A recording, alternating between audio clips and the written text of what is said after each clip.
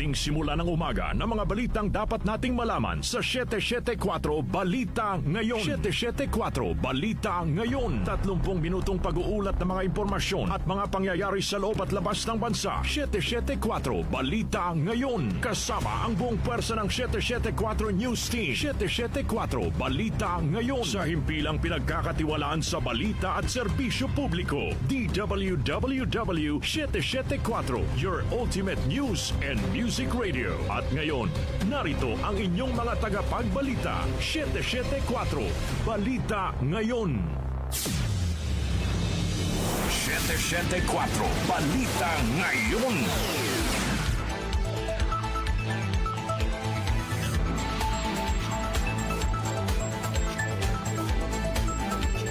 Magandang umaga, Luzon, Visayas at Mindanao. Ngayon po ay araw ng Lunes, July 13, 2026. Narito na ang 774 Balita Ngayon. 774 Balita Ngayon. At sa ulo po ng mga balita, all price adjustment asahan ngayong linggo. 2027 National Budget Proposal inaprobahan na ni Pangulong Ferdinand Marcos Jr. Senador Chis Escudero nilinaw na hindi niya ginustong maging presiding officer ng impeachment trial ni Vice President Sara Duterte. Impeachment trial ni Vice President Sara Duterte pagtutol din sa kultura ng karahasan ayon kina Representatives Chel Jokno at Leila De Lima. NBI Director Attorney Melvin Matiba giniling na in-schedule ang kanyang pagtestigo sa impeachment trial ni Vice President Sara Duterte. Mga dokumento na may kinalaman sa impeachment trial ni Vice President Sara Duterte makikita na sa website ng Senado. Metro News sa Quezon City, LGU nagpaabot ng pakikiramay sa pamilya ng mga pumanaw na individual matapos makuryente. Sa ating SciTech News, bagong species ng forest gecko natuklasan sa Romblon. Lifestyle News sa bagong SM Seaside Cebu Arena, formal nang binuksan sa publiko. Sa ating music trivia, ngayong petsa nanguna sa UK Singles Chart ang 1991 song na ito ni Bryan Adams na bahagi rin ng soundtrack ng pelikulang Robin Hood, Prince of Thieves. Ano ba ang awiting ito? Mamaya alamin. Balitang kakaiba, isang 8 taong gulang na lalaki sa Japan. Inalam kung may alaala ang isang paru-paro at kung naipapasa ito sa kanilang anak.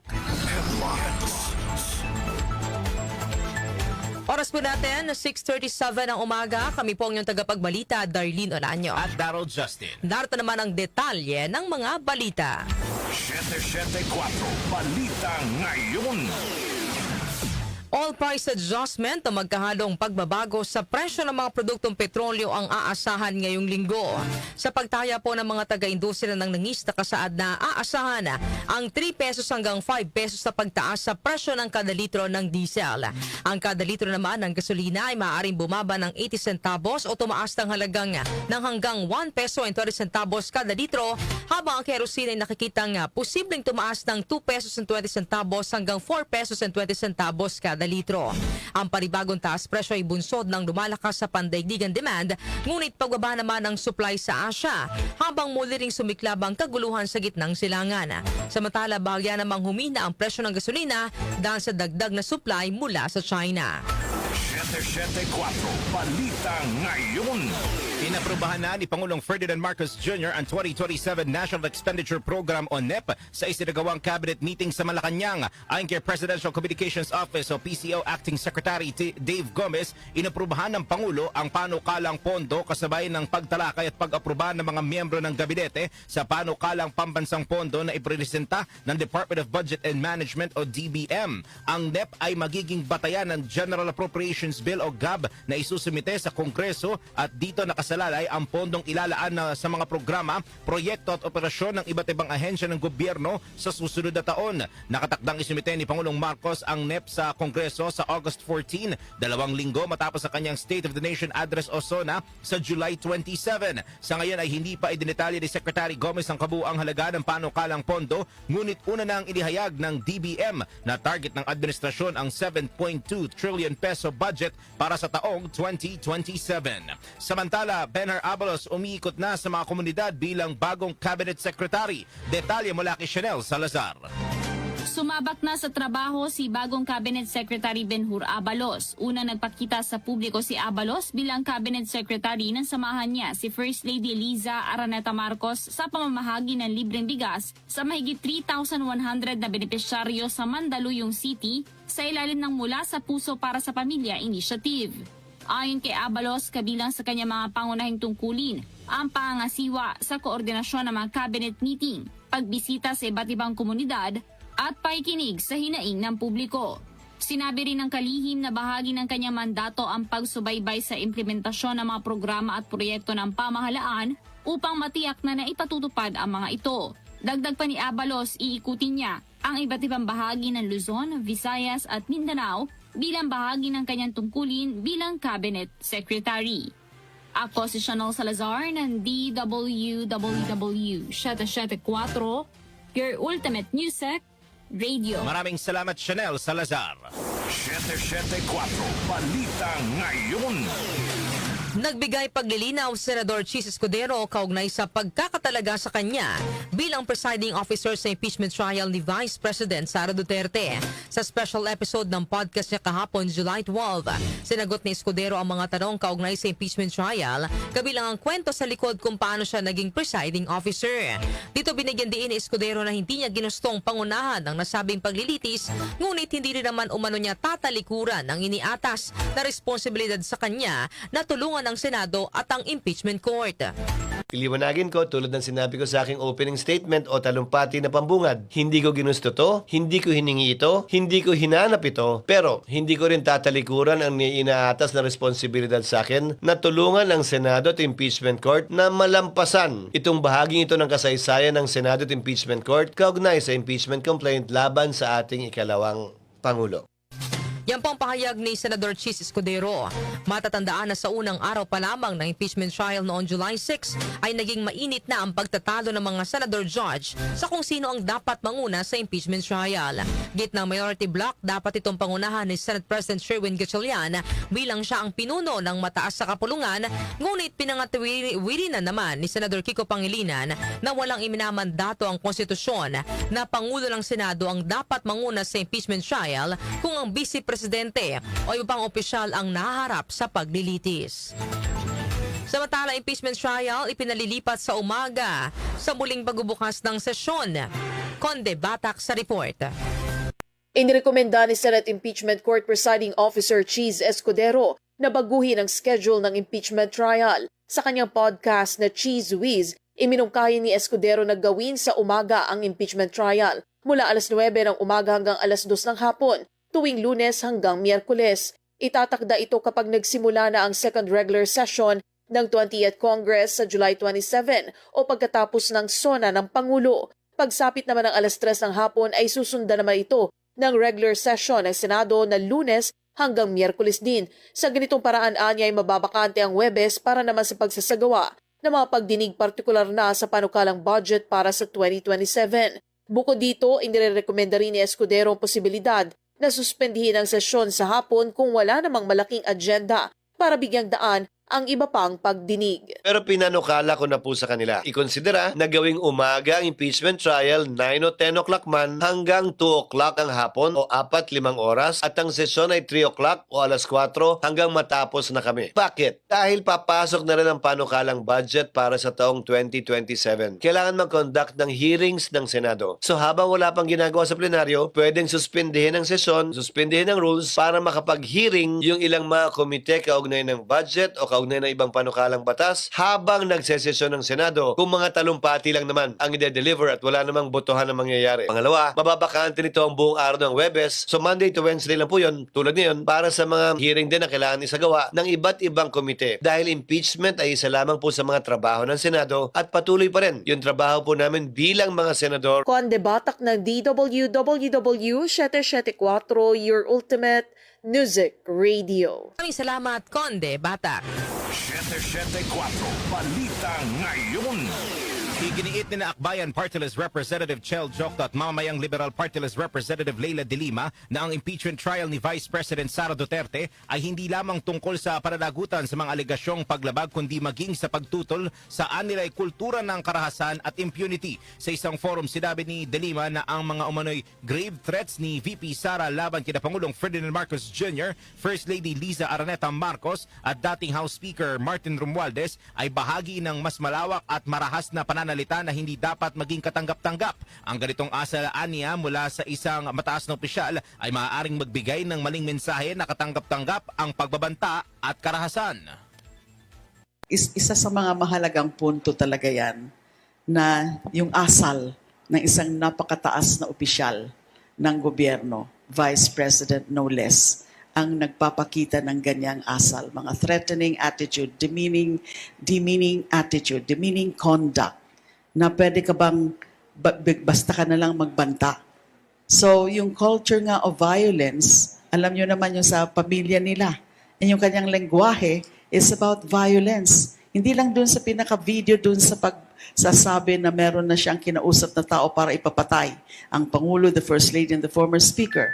There are related videos na pinakita rin po last week at in-authenticate ni Senior Agent John Mark Calilo, yung sabi niya in-imagine niya yung sarili niya na pupugutan niya ng ulo, cutting off the head of the president, and yung paghuhukay sa bangkay nung ama nung Pangulo at itatapon sa West Philippine Sea.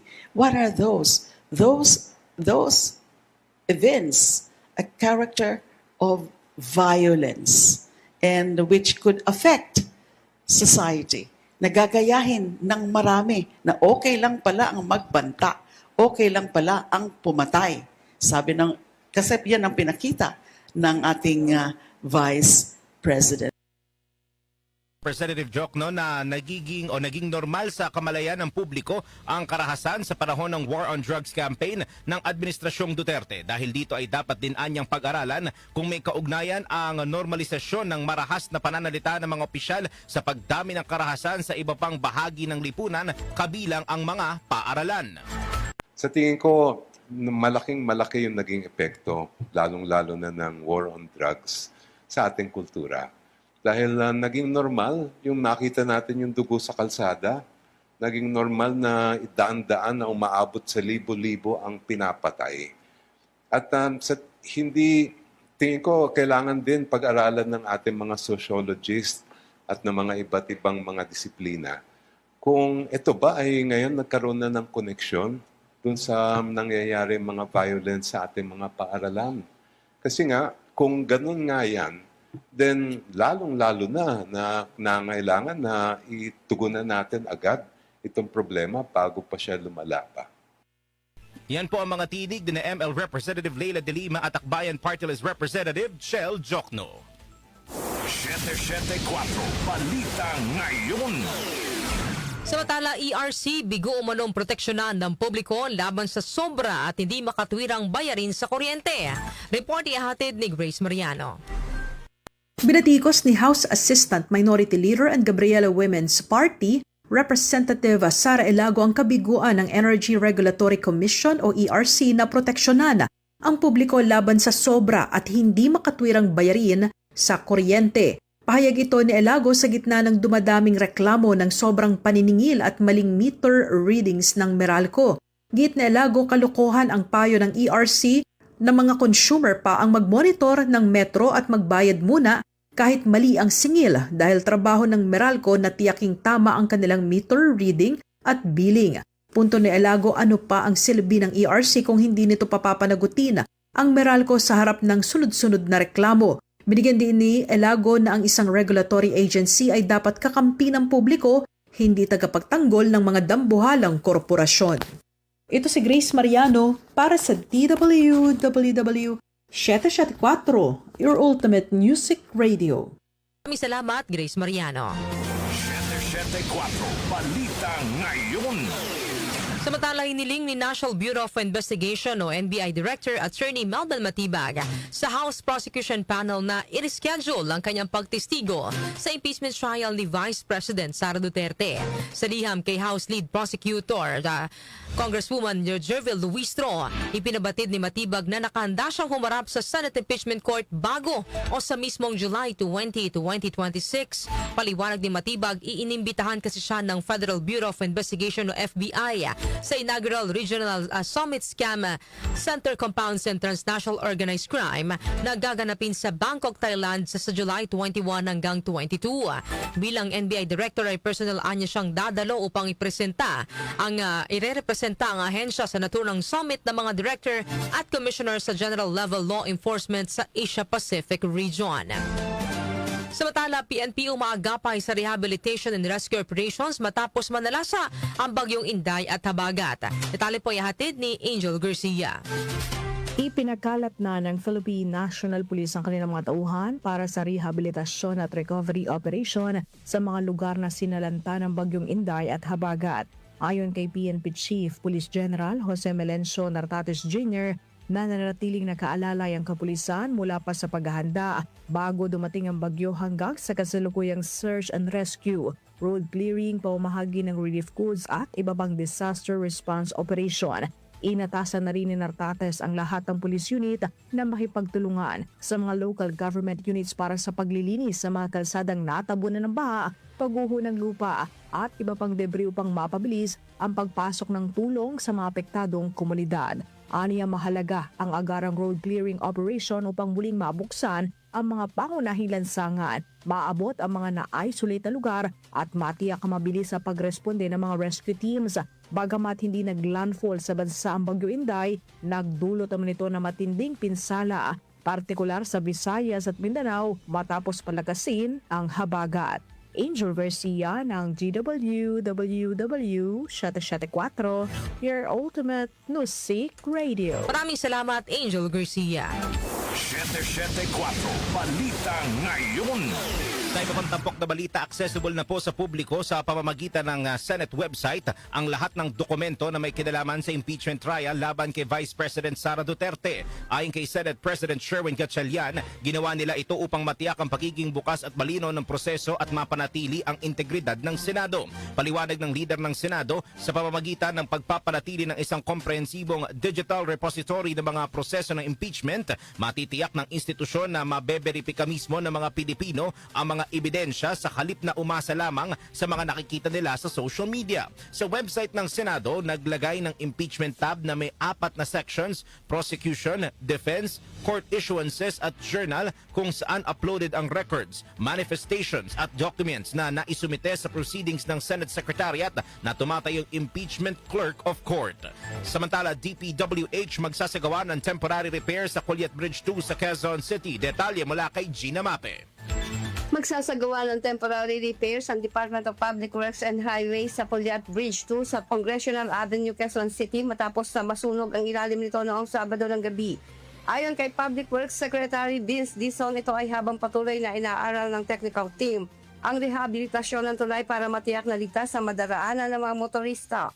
Sinabi ni Secretary Dizon na isa sa ilalim sa technical assessment ang tulay dahil sa nangyaring sunog. Samantala, patuloy ang pakikipag-ugnayan ng Quezon City Engineering Department at DPWH upang pag-aralan ang pinakamabisa at pinakamabilis na paraan sa pagkompromis sa tulay, alinsunod na rin sa utos ng Pangulong Ferdinand Marcos Jr. Sa ngayon, ang 38 pamilyang naapektuhan ng sunog ay nasa evacuation center kung saan sila ay naasikaso ng Social Services Development Department at iba pang ahensya ng Quezon City LGU.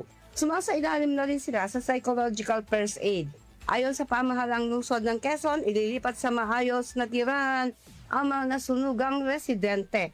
Ako si Gina Mape ng DWWW 774, your ultimate music radio. Maraming salamat, Gina Mape. 774 Balita Ngayon. Oras po natin, 6 na minuto bago mag alas 7 ng umaga. Kami pa rin po ang inyong tagapagbalita, Darlene Olanyo. At Daryl Justin. 774 Balita Ngayon. Metro News. Metro News. Sa ating pong Metro News, sa Quezon City LGU, nagpaabot ng pakikiramay sa pamilya ng mga pumanaw na individual matapos makuryente. Detalye po ay hatid ni John Bakiran. Nagpaabot ng pakikiramay ang lokal na pamahalaan ng Quezon City sa pamilya ni na Axel, Johan, Audrey at Audrey na pumanaw matapos makuryente sa kanilang apartment sa Barangay Pinyahan nitong Biyernes. Ayon sa Quezon City LGU, bilang paunang tulong ay sasagutin ng lokal na pamahalaan ang funeral expenses ng mga biktima, anuman ang maging desisyon ng pamilya hinggil sa burol o cremation ng mga labi. Bukod pa dito ay magbibigay din ng educational assistance ang lungsod sa tulong ng Social Services Development Department para sa nakababatang kapatid ng mga biktima. Patuloy naman ang sinasagawang investigasyon ng QC Department of Building Officials at Quezon City Police District para alamin kung may nangyaring pagkukulang sa nangyaring insidente.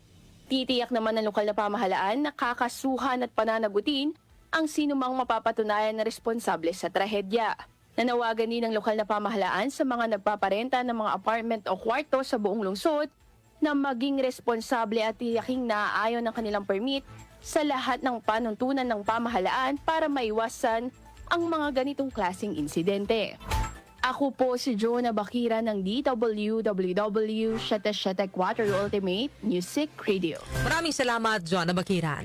Foreign exchange rates. Foreign exchange rates. Narito na po ang update natin sa foreign exchange rates. Ang palitan po ng piso kontra US dollar ay nasa 61 pesos at 58 centavos. Nasa 70 pesos and 40 centavos naman ang palitan ng piso kontra euro, habang ang British pound ay nasa 82 pesos at 58 centavos. Ang palitan naman ng piso kontra Saudi Riyal ay nasa 16 pesos and 40 centavos, habang ang Japanese yen ay nasa 38 centavos. Lotto results. Lotto results. Update naman po tayo sa resulta ng Lotto. Iatid po sa atin ni Jackie Maestrado Rubio. Ang bahaging ito ay hatid sa inyo ng Philippine Charity Sweepstakes Office. Pagkakaisa para sa hawang gawa. Narito ang recap ng resulta ng 9 p.m. July 12, 2026 draw ng Philippine Charity Sweepstakes Office. Para sa Ultra Lotto 658, ang winning number combinations ay 18, 4, 11, 34, 43, at 38. Muli ang winning number combinations ay 18, 4, 11, 34, 43, at 38. Mayroon itong jackpot prize na 128 million pesos. Sa Super Lotto 649, ang winning number combinations ay 17, 47, 49, 46, 35, at 32.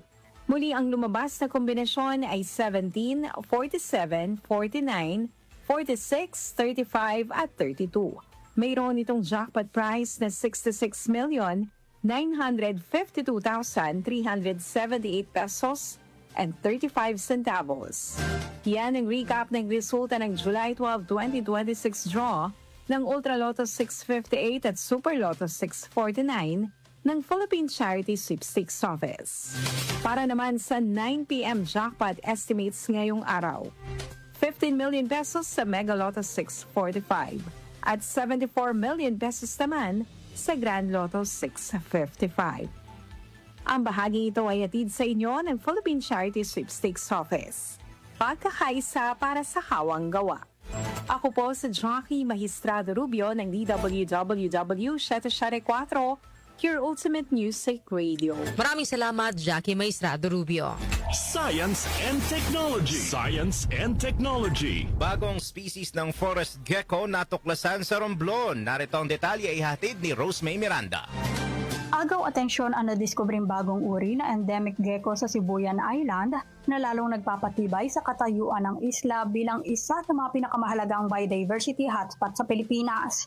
Ang pagtuklas sa nasabing pink forest gecko na pinangalanang Luperosaurus alvarezi ay resulta ng mga morphological at molecular analysis na isinagawa ng mga mananaliksik na sina Camila Meneses at Rafe Brown. Ipinangalan ang species kay Dr. James B.B. Alvarez, isang yumaong Pilipinong taxonomist at ecologist, bilang pagkilala sa kanyang malaking kontribusyon sa pananaliksik at conservation ng biodiversity sa bansa. Ang Luperosaurus alvarezi ay may mga natatanging pisikal na katangian at genetic traits na nagbubukod dito sa ibang miyembro ng genus na Leporosaurus. Kilala ito sa pagkakaroon ng matingkad na dilaw na bahagi sa paligid ng mga mata at kulay light gray hanggang asul na iris. Matatagpuan ang naturang species sa makagubatan ng Sibuyan Island, partikular sa loob at paligid ng Mount Giting-Giting Natural Park. Dahil ito ay matatagpuan lamang sa islang ito, itinuturing itong endemic o limitado lamang sa naturang lokasyon. Binigyan diin ng Department of Environment and Natural Resources Mimaropa ang pangailangan na protektahan ang natitirang kagubatan sa Sibuyan. Pangalagaan ng kapaligiran para sa magandang kinabukasan. Ako si Rosemary Miranda ng DWWW Shate 4, Ultimate Music Radio. Maraming salamat, Rosemary Miranda. Lifestyle News. Lifestyle News. Sa atin naman pong lifestyle news, sa bagong SM Seaside Cebu Arena, formal nang binuksan sa publiko. Detalye po ihahatid ni Mika Fajardo. Formal nang ininansad ng SM Prime Holdings ang SM Seaside Cebu Arena nitong nakaraang linggo na inaasahang magbibigay ng world-class platform para sa mga live entertainment performances at large-scale gatherings sa Cebu City. Ayon kay SM Prime President Jeffrey Lim, layunin ng SM Seaside Cebu Arena na palakasin ang turismo at ekonomiya ng Cebu sa pamamagitan ng pagbibigay ng world-class na pasilidad para sa malalaking concerts, pagtitipon at iba pang pandaigdigang kaganapan. Direktang nakakonekta ang SM Seaside Cebu Arena sa SM Seaside City Cebu at sa mga nakatakdang itayong SMX Convention Center Seaside Cebu at Park & by Radisson at Radisson Hotel, nabubuo naman sa isang lifestyle, tourism at business district sa Queen City of the South. Dinisenyo ng pandaigdigang architectural firm na Arquitectonica, ang 7 billion pesos na arena ay may lawak na mahigit 7 ektarya, kayang tumanggap ng hanggang sa 25,000 katao, kung saan tampok ang pinakamalaki at pinakamodernong center-hung display sa Cebu na may malinaw na visual, immersive sound at real-time data integration para sa mga palaro, concerts, electronic dance music o EDM, family entertainment, corporate shows, circus productions at motorsports event. Bukod sa pagiging pinakamalaking arena sa Visayas, meron itong 30 premier suites na matatagpuan sa itaas ng VIP sections na kayang tumanggap ng 13 hanggang 31 bisita bawat isa at may premium seating, pribadong palikuran, malinaw na tanawin ng event floor, VIP lounge, cafe at eksklusibong pasukan. Una namang nagdaos ng concert sa bagong SM Seaside Cebu Arena ang Nations Girl Group na Bini nitong Sabado ng gabi, nasusundan pa ng iba pang mga foreign at local acts ngayong taon. Inaasahang magsisilbing bagong sentro ng malalaking konsyerto, sports at iba pang pandaigdigang kaganapan ng SM Seaside Cebu Arena na layong higit pang palakasin ng turismo at pagunlad ng ekonomiya sa Cebu at sa buong Visayas. Ako po si Mika Fajardo ng DWWW Shate 4, your ultimate music radio. Maraming salamat, Mika Fajardo. Music Trivia. Music Trivia. Ngayong petsa po, nanguna sa UK Singles Chart ang 1991 song na ito ni Bryan Adams na bahagi rin ng soundtrack ng pelikulang Robin Hood, Prince of Thieves. Ano kayang awitin ito? Alamin natin sa Music Trivia ni Kenny Gacosta. Blessed Monday morning! Narito na ang hatid ko sa inyong Music Trivia.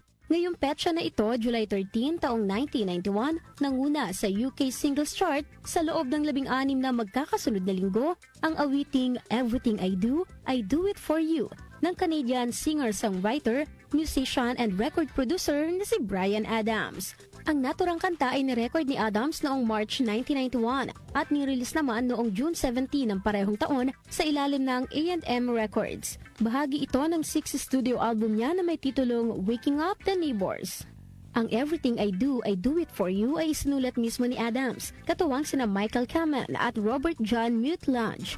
Naging bahagi ang awitin ng soundtrack ng 1991 American action-adventure film na Robin Hood, Prince of Thieves na pinagbidahan ni Kevin Costner kasama si Morgan Freeman.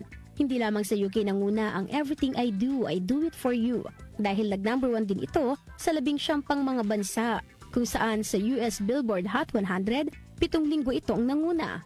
Ang Everything I Do It For You ay bumenta ng higit 15 milyong kopya sa buong mundo at itinuring na most successful song ni Bryan Adams at napabilang din sa listahan ng best-selling singles of all time.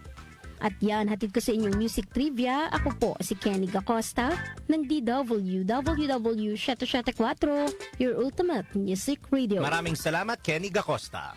Balitang Kakaiba! Sa atin naman pong balitang kakaiba, kung ang tao ay may alaala, mayroon din kaya ang paru-paro? Ito ang inalam at pinatunayan ng isang 10 taong gulang na lalaki sa Japan. Sa murang edad na 8, nagkasa ng experiment si John Nagay makaraan niyang ma-inspire sa pag-aaral ni Georgetown University Professor Martha Weiss na nagpatunay na maaaring maiwan ang memorya ng gamo-gamo noong larval stage nito. Sa house experiment ni Nagay, nagparami siya ng swallowtail caterpillars at sinanay itong umayaw sa amoy ng lavender oil sa pamamagitan ng mild shock mula sa isang muscle therapy device. Makarang makumpleto ang metamorphosis at maging paru-paro, sinuri ni Nagay kung magre-react ito sa amoy ng lavender. Bagay na nangyari at napatunayan niyang nanatili ang kanilang memorya kahit tuluyan ang nag-transform muli mula sa pagiging caterpillar. Pero hindi pa rin huminto si Nagay at gumawa ulit siya ng experiment gamit naman ng anak ng butterflies para makita kung namana nila ang pag-iwas sa amoy ng lavender. Dito lumabas na iniwasan din ng second generation of butterflies ang amoy kaya naging malinaw ang findings ni Nagay na naipapasa ang alaala ng magulang sa kanilang mga anak na paru-paro. 10 taong gulang si Nagay nang ipadala niya ang resulta ng pag-aaral kay Weiss. Napahanga rin niya si Dr. Akito Kawahara na isang professional entomologist na nakilala niya sa scientific conference at nagsabing ang experiment ni Nagay ay may tuturing na isang university-level study. Yan po ang ating balitang kakaiba ngayong araw po ng Lunes, July 13.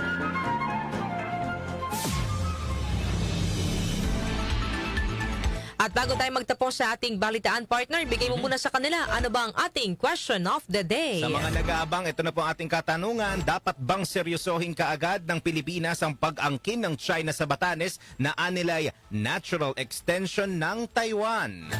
Para po sa inyong mga opinyon, ang ating pong text line 0929-321-8738. At maaari po kayong mag-comment sa ating pong Facebook Live at sa ating YouTube channel. Inyo pong narinig ang mga may init na balita ngayong araw po ng Lunes, July 13, 2026. Kami pong yung tagapagbalita, Darlene Olanyo. At Darrell Justin. Dapat sa inyo ang 774 Balita Ngayon. 774 Balita Ngayon.